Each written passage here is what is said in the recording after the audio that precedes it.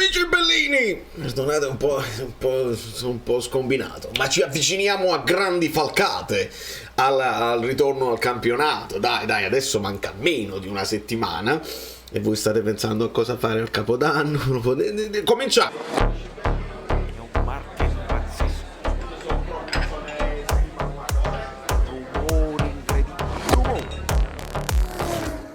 Allora, me lo potete dire nei commenti cosa fate a Capodanno, perché di solito è sempre un problema, roiamo, traffico, non si parcheggia. Savio Riso, benvenuto sul canale, come tutti i nuovi iscritti, siete straordinari. Domani facciamo un recap, iscrivetevi al canale adesso perché domani facciamo un recap, cercherò di fare un video che sommarizza, come si dice in italiano, riassume, insomma, tutto il percorso di quest'anno, che è stato bellissimo, e voi lasciate i like di apprezzamento per i video utili e quelli inutili, una marea di video inutili per fare soldi, mi dicono, lasciamo perdere. Allora, il Napoli ha giocato questa amichevole e non si sa quando è finita, perché ovviamente era tutto come previsto, come smentito dalla società sportiva Calcio Napoli, che ci ha tenuto a dire nessuna amichevole, insomma, niente, dobbiamo fare questo allenamento congiunto con la Juve Stabia, quindi non c'era nessuna amichevole prevista a San Paolo per avvicinarsi all'Inter, e quindi hanno fatto questo allenamento congiunto che poi si è concluso con una partitella contro la Juve Stabia di 100 minuti, non 90, in modo tale da poter dare. Questa è una cosa che Spalletti pure lo disse in passato: servono partite più lunghe durante i ritiri perché io devo dare minutaggio a tutti, e quindi questo è avvenuto, e però non sappiamo il risultato effettivamente di come è finita, perché ma ve lo faccio vedere, non mi sposto come un Abrabam tattico, e leggiamo insieme le parole di Colucci, dell'allenatore della Juve Stabia, che parla un po' di questa amichevole, quindi possiamo sapere di come sta il Napoli. Io mi sono guardato gli highlights della partita Sassuolo-Inter per capire come sta l'Inter, che pure è importante.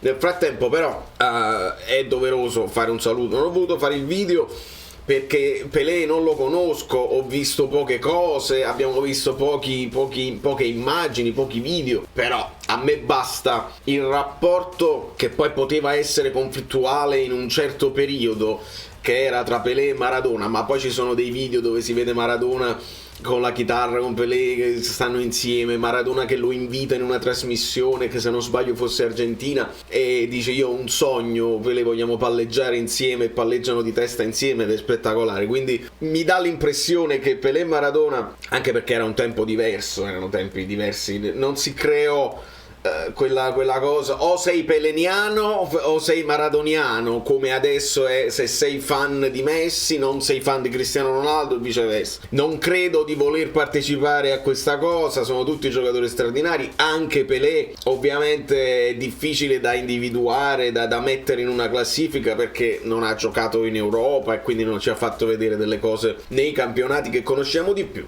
Però il re lo salutiamo con tanto affetto, e l'ottimo Guido Gentile mi mandava anche un contributo di questo, che io spero che Guido stesse scherzando e abbia fatto un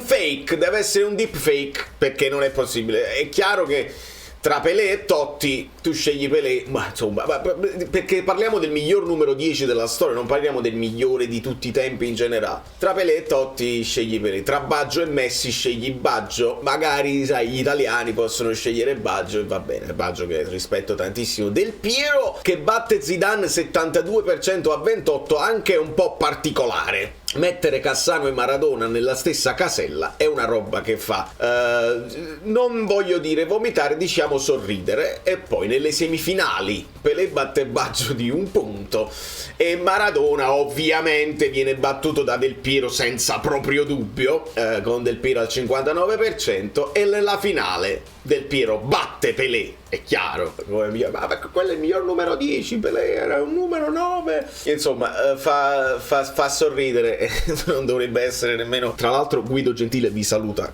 con affetto. Insomma, le parole di Colucci: abbiamo appena finito l'amichevole, terminata 5-1, 6-1, non ricordo. Fa sorridere questa frase, però è anche giusto, perché il risultato di questi amichevoli, di questi test non è importante, sono importanti i movimenti che fai in campo, se rispetti il piano gara che ti ha dato l'allenatore, devi mettere minuti, quindi veramente non cambia nulla tra il 6-1 e il 5-1. E lui dice non ricordo, è stata un'amichevole intensa con 2 tempi da 50 minuti per dare più minutaggio e intensità in attesa della ripresa del campionato. Mi è sembrato il solito Napoli con fraseggi e giocate tra le linee, mi hanno colpito un po' tutti, hanno giocato bene. Kvara stava bene, ha fatto degli spunti, stanno bene anche Politano e Osimhen. Lobotka mi piace tantissimo, giocatore importante della squadra, fa la differenza e riesce a far giocare bene anche chi è vicino. In difesa hanno giocato Kim e Ostigard, attenzione questo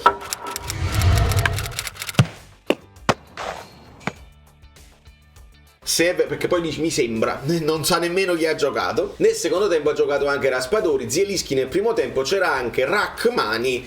Penso che il mister abbia mescolato un po' le carte e quindi è giusto, però la questione Ostigard io la tengo in piedi proprio in base a quello che invece ha fatto l'Inter contro il Sassuolo, perché se Rachmani sta bene è chiaro, se sta al 100% dobbiamo immaginare la difesa titolare con Di Lorenzo, Rachmani, Kim e il dubbio Olivera Mario Rui, sempre per una questione di fisicità che è importante, proprio perché l'Inter potrebbe schierare il duo d'attacco pesante, l'artiglieria pesante, con Lukaku e Dzeko, e quindi lì ti servono centimetri e ti servono saltatori di testa. Sotto questo punto di vista Rachmani ti garantisce comunque un ottimo rendimento, però se non dovesse farcela, se non dovesse essere al 100% e se non lo vuoi rischiare, c'è il dubbio con Juan Jesus e Ostigard. Juan Jesus il mister lo identifica come un difensore un po' più veloce, con un po' meglio in impostazione magari rispetto a Ostigard, ma Ostigard lui l'ha detto, Spalletti ha detto è uno dei migliori colpitori di testa che abbia mai allenato, quindi sotto il punto di vista dei colpi di testa,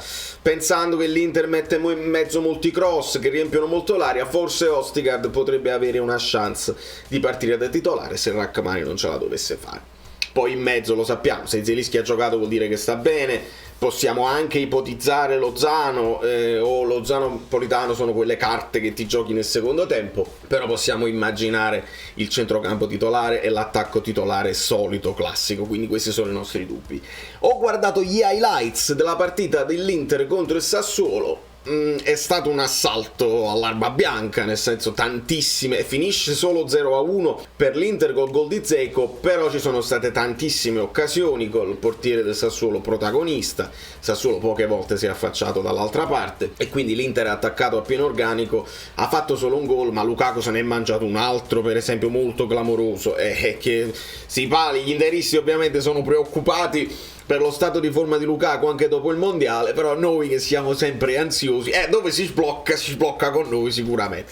Quindi è chiaro, io sto predicando calma, il Napoli deve ricominciare come ha finito, o forse anche meglio perché avevamo finito un po' in affanno, ricordiamo la partita con l'Udinese, però con tutta calma, sempre però considerando che l'Inter non è una squadra da sottovalutare, stiamo andando a giocare a casa loro, ci sarà un ambiente infuocato. Voi lasciate like, vi iscrivete al canale Telegram mentre io bevo, fatelo. E quindi non è da sottovalutare, non dobbiamo andare lì con la presunzione siamo i primi in classifica e quindi vi facciamo un sol boccone. Questo no, sarà una battaglia, ci sarà da metterla anche sul piano fisico, Spalletti ce lo dirà bene, quindi sotto questo punto di vista il Napoli dovrà stare attento, è una tripla, è una partita da tripla, come il Napoli è uscito vittorioso dalla partita con Milan, comunque con equilibrio, speriamo di poterlo fare ancora, però non pensiamo che sia una passeggiata perché l'Inter ha tutti i colpi a disposizione per mettere in difficoltà qualsiasi squadra, non solo il Napoli assolutamente. Tra le altre notiziole che sono uscite, questa qua è veramente da ridere,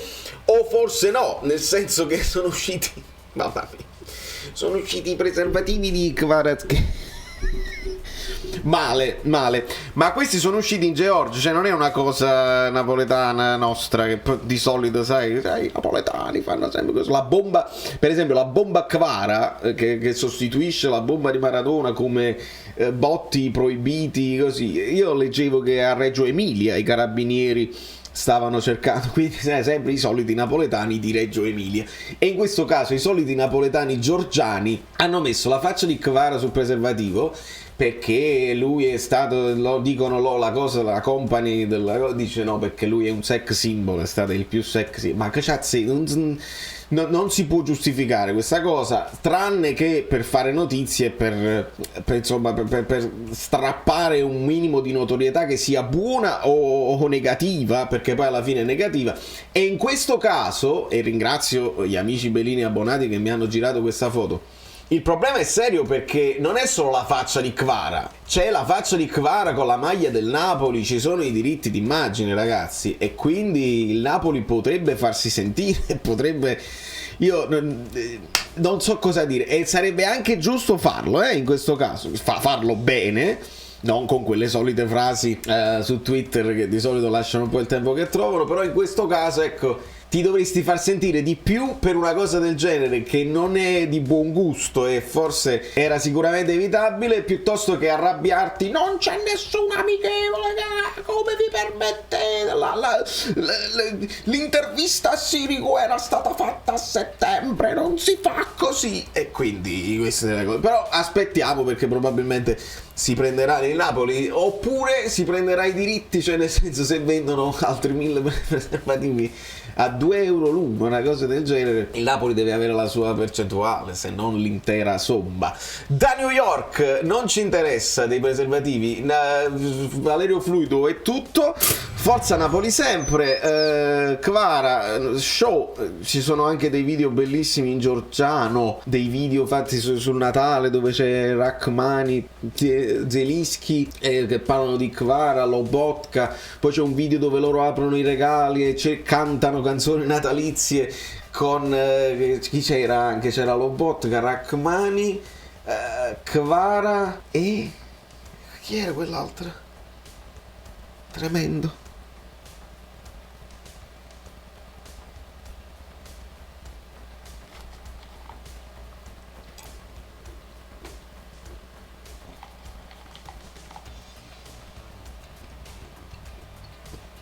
Ce n'era un altro, me lo dite voi nei commenti. Ciao, sono Saveria Solida. Se arriviamo a 15.000 iscritti su YouTube è una cosa di cortesia, ma secondo me dovreste seguirlo anche su Instagram, @ValerioFluido. Fa tutte queste cose cretine. Sei iscritto pure a TikTok. Prendi più, dai, basta, sei cringe. Quante cose.